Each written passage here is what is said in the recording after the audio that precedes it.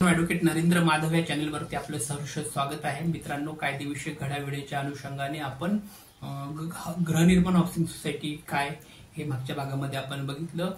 गृहनिर्माण हाऊसिंग सोसायटीची नोंदणी सुद्धा अपेक्षित आहे, सुद्धा भागामध्ये आपण मागच्या काही भागामध्ये बघितले. परंतु आता जी सिरीज आपण बघत आहोत ह्या सिरीज मध्ये आपण जी सदनिका जो फ्लॅट आपल्याला खरेदी करायचा आहे तो फ्लॅट खरेदी करत असताना मुळामध्ये कोणती कायदेशीर गोष्टी बघितली पाहिजे, कोणती काळजी घेतली पाहिजे, या संपूर्ण गोष्टी ऑब्झर्व केल्यामुळे कुठल्याही ग्राहकाची फसगत होणार नाही.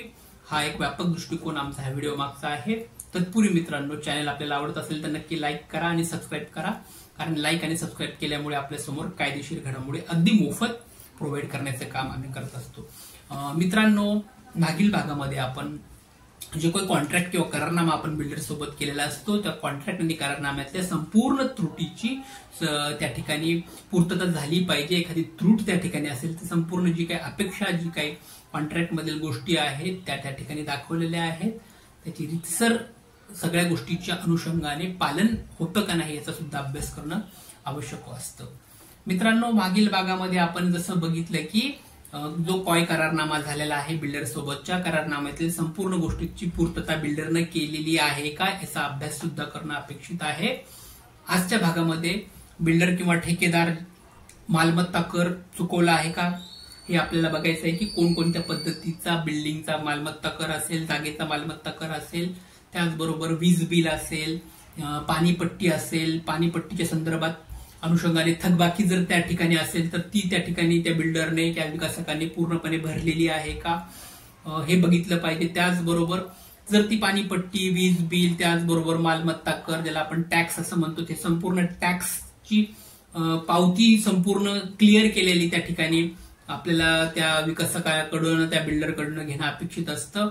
म्हणजेच त्या प्रॉपर्टीवर कुठल्याच प्रकारची थकबाकी नाही याची पूर्तता करून घेणं अत्यंत महत्वाचं असतं. मित्रांनो, जर मुळामध्ये जर त्या ठिकाणी एखादी थकबाकी आपल्याला त्या ठिकाणी आढळली, जसं की पाणीपट्टी त्या बिल्डरने भरलेली नसेल, सदर इमारत बांधेपर्यंत किंवा इमारत बांधण्याच्या आधी त्या संबंधित भूखंडावर एखादी पाणीपट्टी बरोबरच एखादा त्या ठिकाणी व्याज असेल किंबहुना त्यावरती असणारा मालमत्ताचा कर थकीत असेल, वीज बिल थकीत असेल आणि त्याची पूर्तता जर संबंधित प्राधिकरणाकडे त्या बिल्डरने केलेली नसेल तर त्याचा बोजा मित्रांनो आपल्या ग्राहकावरच पडण्याची शक्यता नाकारता येत नाही.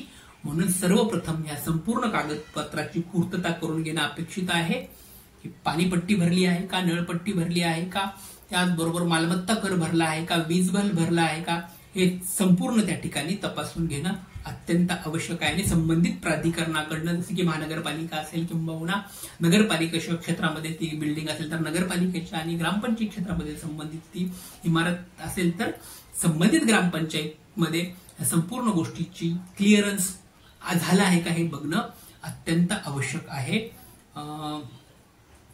त्याचबरोबर मित्रांनो, आपल्याला जी इमारतीमध्ये फ्लॅट घ्यायचा आहे त्या फ्लॅटमध्ये आपल्याला रितसर त्या ठिकाणी ड्रेनेज लाईन देण्यात आलेली आहे का, त्याचबरोबर पाणी देण्यात आलेलं आहे का, वीज देण्यात आलेली आहे का हे अपेक्षित आहे.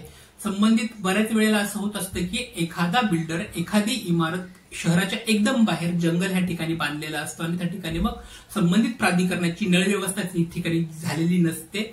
त्यावेळेला मात्र फसगत होण्याची शक्यता असते आणि बिल्डर तर ऍडव्हर्टाईज मध्ये त्याचं असं सांगत असतो, जाहिरातीमध्ये सांगत असतो की आम्ही 24 तास पाणी पुरवठा देत असणार आहोत, आम्ही सगळ्या गोष्टी, सगळ्या अम्युनिटीज तुमच्यापर्यंत प्रोव्हाइड करणार असतो. पण मुळामध्ये जसं मित्रांनो होत नाही.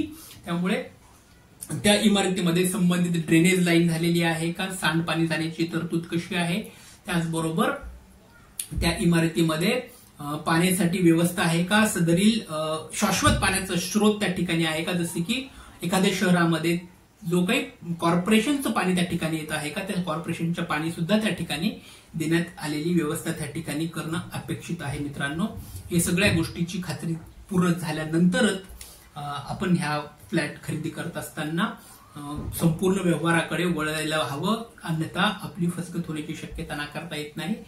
ह्या संपूर्ण गोष्टीची ऑब्झर्वेशन आपण नक्की करायला अपेक्षा ठिकाणी बाळगूयात आणि ह्या ठिकाणी थांबतो. व्हिडिओ आपल्याला आवडत असेल तर नक्की लाईक कराल, सबस्क्राईब कराल. Thank you so much.